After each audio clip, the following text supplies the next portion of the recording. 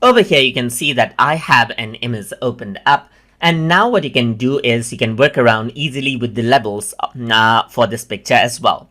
So if I were to work around with levels, then I can work around with the contrast level. So that is, I can make the brighter parts more bright or darker and so forth easily. So to do that, when I'm in the expert mode under the layers panel, you can go around under more options right here, and here you can see levels is an option.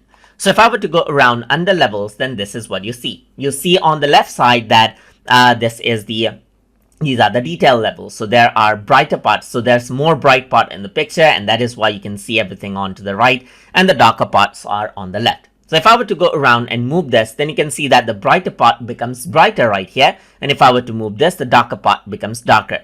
So over here in the middle, you can see that there is this this middle ground right here. If I were to pull this down, then darker part becomes brighter without affecting the darkest spot on the picture.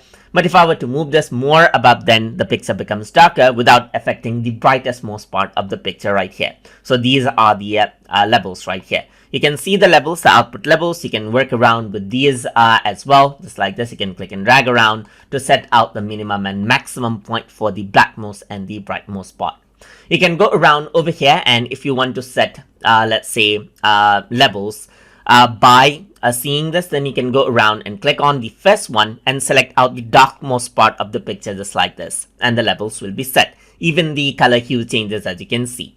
If I were to go around for the brightmost spot, then I can go around, choose the brightmost part of the picture, which in case is this area, as I believe, and this is what you have. You can later adjust it by using the slider as well, and you can choose the middle ground right here for the white balance. So let's say I'm going to go for the gray spot right here. If I were to click on this, then it takes that as the color sample and then applies out the color to the overall picture. So you can see that the entire picture color changes out.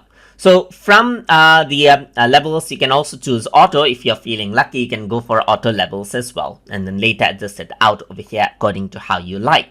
So over here in the channel section, you can also select the red channel and adjust out only the red portion of the channel right here, just the red color. You can make it more warm right here, and just like with others, you can go around and then select out the samples right here and so forth, as you can see. And for the red, everything changes out just like this. Let me just go around and press Ctrl Z right here because I don't want to apply it. Then let me just go around over here onto RGB itself, select auto right here, and change this out according to how I like.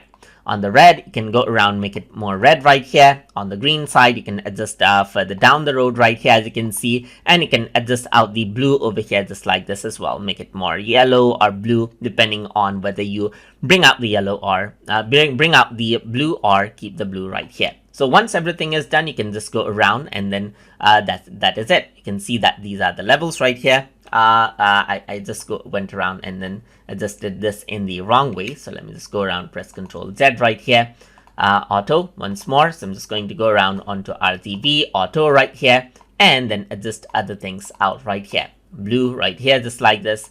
Adjust this out, and then red right here, just like this. And there you go. That is how you can apply out the levels. And the level is here in something called the adjustment layer right here, meaning you can turn it off or on right here, and it does not affect the original picture.